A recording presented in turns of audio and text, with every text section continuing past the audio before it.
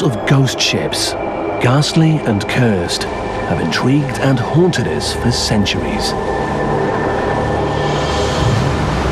From phantom ships manned by the souls of the damned, to the Marie Celeste, a ship whose crew vanished into thin air. It sometimes seems there's more supernatural activity on the open ocean than in all the graveyards in the world. But are these legends real? Can they be explained away by science and logic? Or do ghosts really exist on the high seas?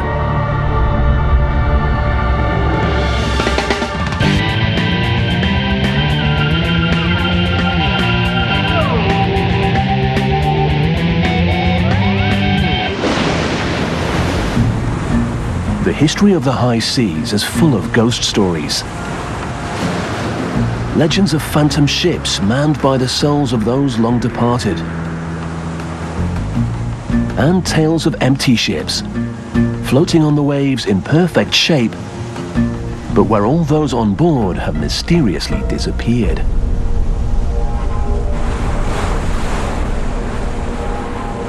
Throughout history, there have been many legends of maritime ghosts doomed to haunt unlucky vessels.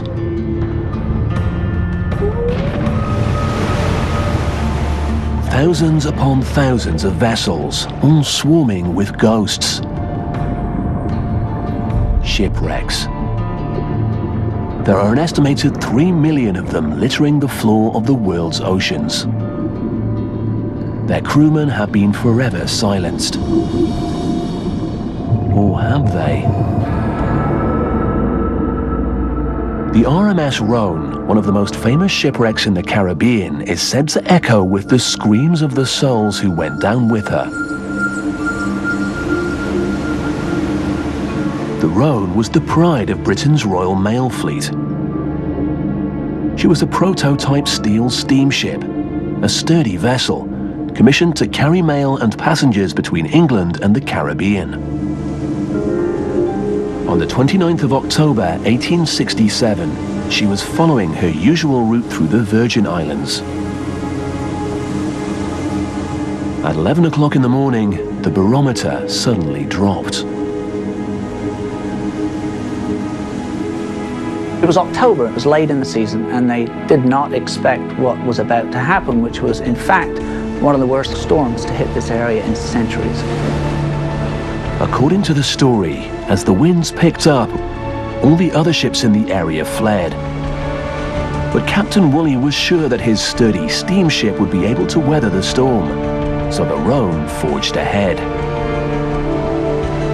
But when Captain Woolley saw the sky suddenly clear, he knew that this wasn't just a tropical storm. It was a hurricane, and the eye was directly over the Rhone. Faced with a dire choice, the captain did what he thought he had to do. He ordered the passengers to be tied to their bunks. This was a normal precaution in those days, intended to prevent injuries during the mayhem of a storm. But in this case, it was a tragic mistake. As the seas churned, a giant wave crashed over the ship. And when the cold water hit the scalding boilers, they exploded. The ship split in two and immediately sank. Picture yourself as a passenger lashed down to a bunk. You didn't have a lot of time to react. So you would be plummeting to 80 feet of water, lashed to your bunk in a Category 5 hurricane, October 29th, 1867. Not a pleasant experience, I would imagine. 124 passengers and crew lost their lives. Only 23 people survived. Since that day, the Rhone has rested on the seafloor just off Salt Island. Few divers have spent more time at the site than Kate Brunn. She's logged thousands of hours on the Rhone and has led tour groups there. but she has had a strange encounter.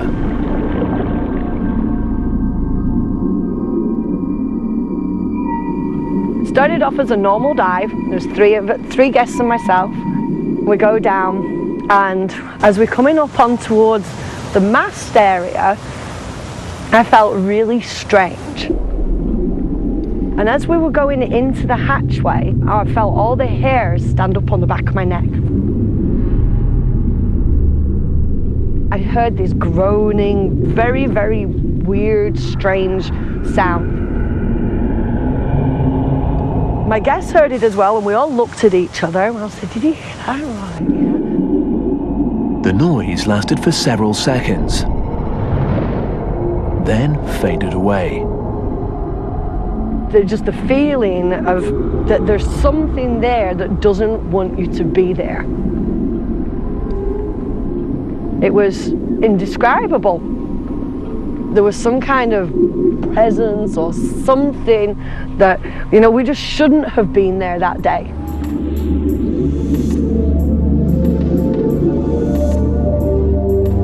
When divers visit shipwrecks, do they disturb the dead? And is this the explanation for the strange presences, the tugging and the screams?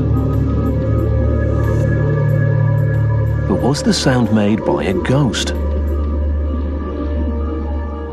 Underwater acoustics expert Peter Scheifele has come to investigate. Just as an example, I've got a sound effect of a... Peter and technician Mark Haskins use audio mixing equipment to simulate underwater acoustics. Underwater. They've created an approximation of the sound Kate heard.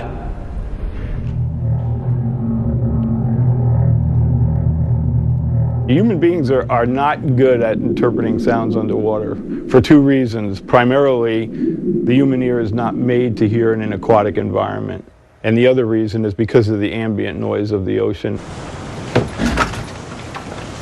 Even though Kate's an experienced diver, her ears, like all human ears, are simply not equipped to interpret noises underwater. So what made the notorious noise? Marine mammals, some of them, especially the larger whales, can make very intense sounds. Humpback whales pass through the Virgin Islands every year, and their songs are astonishingly complex. Kate had heard whale song before, but it's possible that that day on the Rhone, a whale came unusually close to the wreck. It's kind of creepy.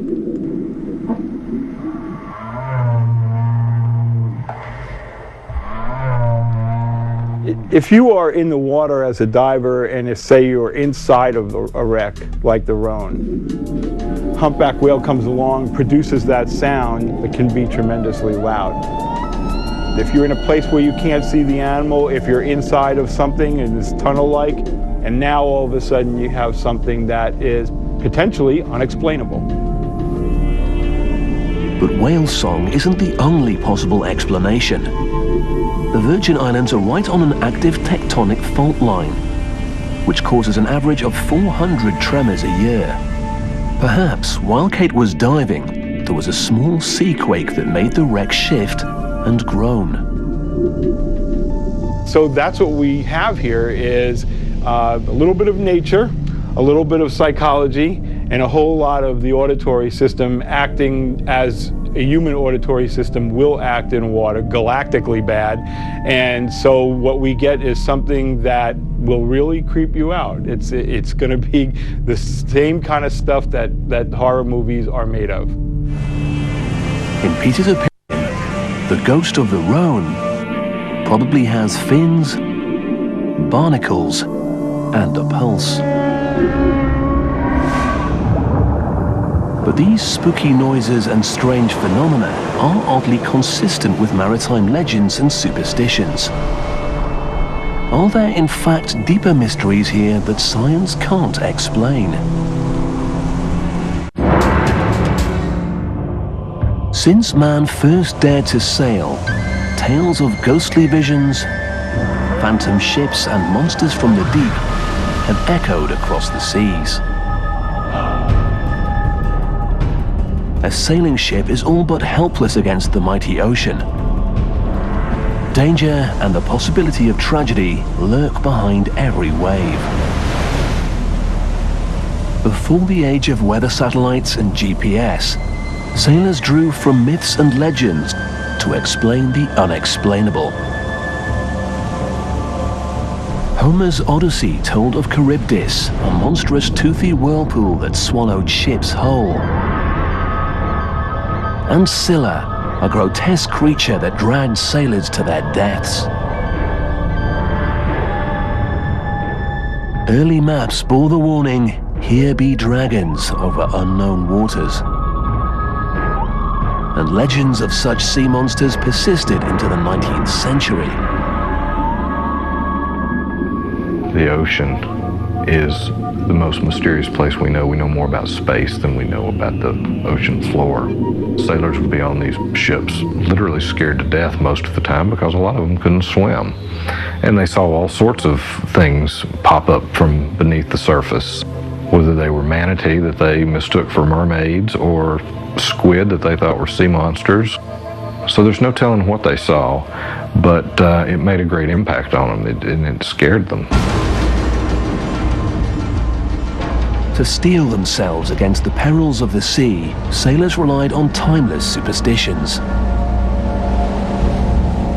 They were rules to live and die by, and they're rules that still apply today. The rules of the sea all boil down to one ultimate law: respect the power of the ocean. Because the only thing between you and the unthinkable fathoms beneath is your ship. When two vessels meet in the vast wilderness of the open water, the crews will hail each other in mutual recognition of their precarious positions. And this is why the most terrifying thing a sailor can set eyes on is a ship at sea with no one on board. Ghost ships. Perhaps the spookiest and most notorious ghost ship ever found was the Marie Celeste. In 1872, the brigantine De Gracia was sailing several hundred kilometers off the coast of Gibraltar when her captain, a man named Morehouse, spotted another brigantine about 8 kilometers away. A mere speck on the horizon. Morehouse and his crew went to investigate. When they get over there, they find a very creepy scene. There are some tattered sails hanging from the yard arms. The ship's wheel is sort of spinning loose. The compass in the binnacle case, which holds the compass on deck, is fallen over and it's busted. They find a map that has a line drawn all the way to the Azore Islands, and now they are 300 or 400 miles away from there, headed back toward the Azores.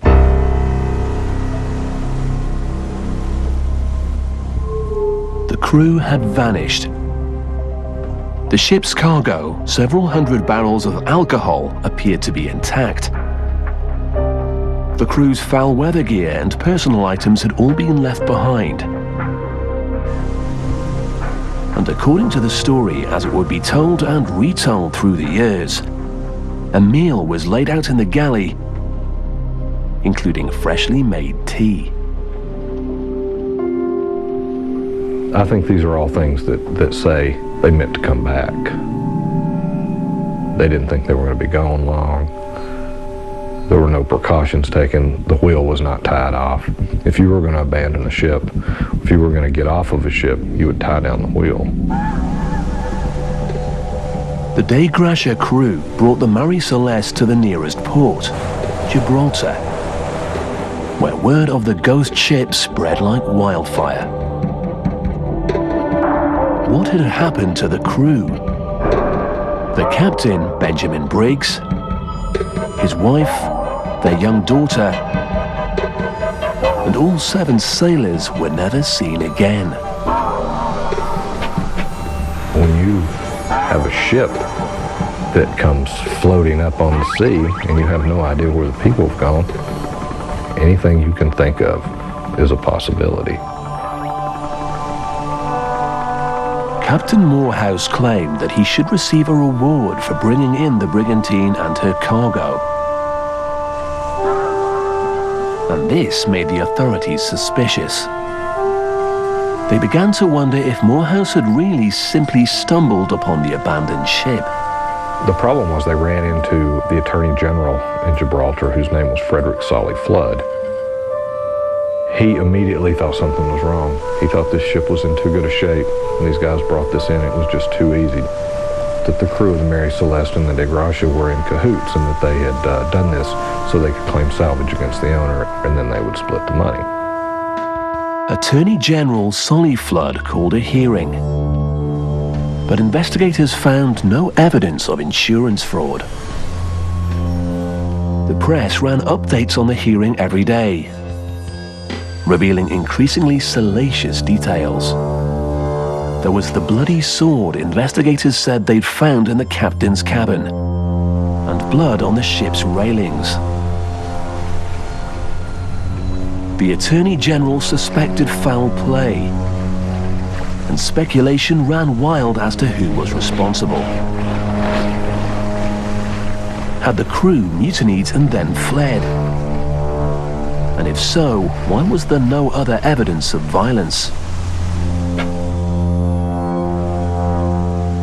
Just as the Mary Celeste reached the height of her fame, an item appeared in a British magazine.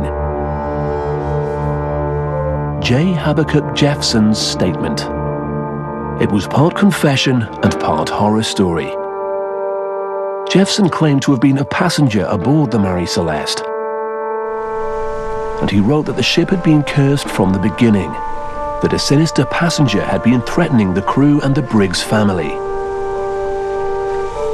and that, in the end, he'd murdered them all. Jeffson's statement caused a sensation. At last, there was an answer to the mystery. But was it true? True or not, the ship was famous for being unlucky. On its first voyage, the captain fell ill within a day of leaving port, so bad that they had to turn around and take him home, where he died. And Benjamin Briggs, the ship's subsequent captain, was also said to be cursed. All of his closest relatives had died horrific, untimely deaths, and all at sea. Allegedly, some sailors refused to take well-paying jobs on the ship. So convinced were they that she was doomed. Doomed or otherwise, something strange did happen to the Mary Celeste. But what was it? The disappearance of the ship's crew and passengers confounded investigators at the time and fascinated the public. Some suspected murder. There was the bloody scabbard found in the captain's quarters, and the blood on the ship's railings. It was difficult to tell if this was rust or blood. The blood that they thought they found on the rail could have been from them fishing and gutting fish to eat. So what had spirited away the crew? And what about the strange tale of J. Habakkuk Jeffson, published in a London magazine? He told an amazing story, convincing enough that the governments in Great Britain and America launched investigations trying to find this Jeffson character. They found out he existed only in the mind of a young writer named Arthur Conan Doyle, who got such a great response off of his little tale of mystery that he invented a new detective named Sherlock Holmes. Doyle penned J. Habakkuk Jeffson's statement anonymously, presumably in order to stir up a media frenzy he could later use to his advantage. And it worked. The whole account was made up. From the passenger Jeffson himself to the brutal murder, to the fresh cups of tea that were found still steaming. But the basic facts remain. the Marie Celeste was found empty, listing, but seaworthy in the North Atlantic. So what really happened to the captain, his family, and the crew? Journalist and author Brian Hicks thinks the Marie Celeste's cargo is the key clue.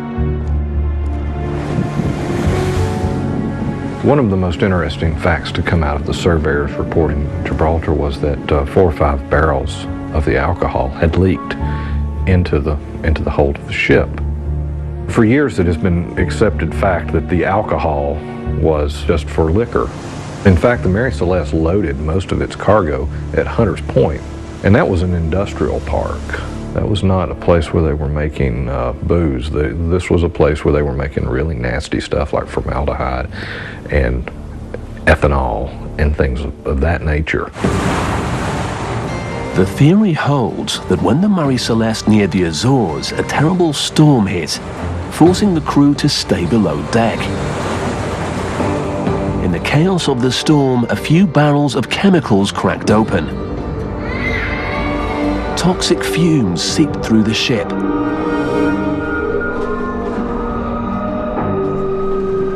When the weather broke, the crew finally made their escape. They fled to their only lifeboat, intending to drift behind while the brigantine aired out.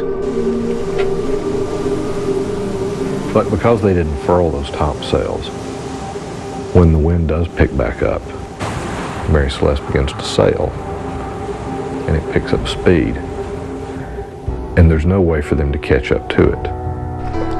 Hicks believes that a small overloaded lifeboat wouldn't have been able to skip smoothly across the water, even if it was being pulled. It would have acted as dead weight, stretching the tow line to its breaking point. So the line snaps, and they're forced to sit there in their lifeboat and watch as their ship sails away, leaving them in the middle of the ocean in a small boat.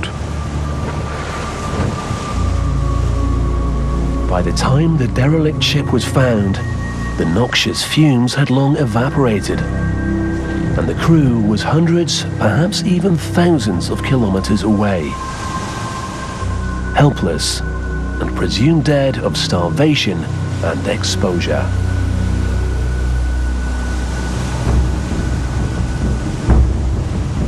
The Marie Celeste, the Rhone.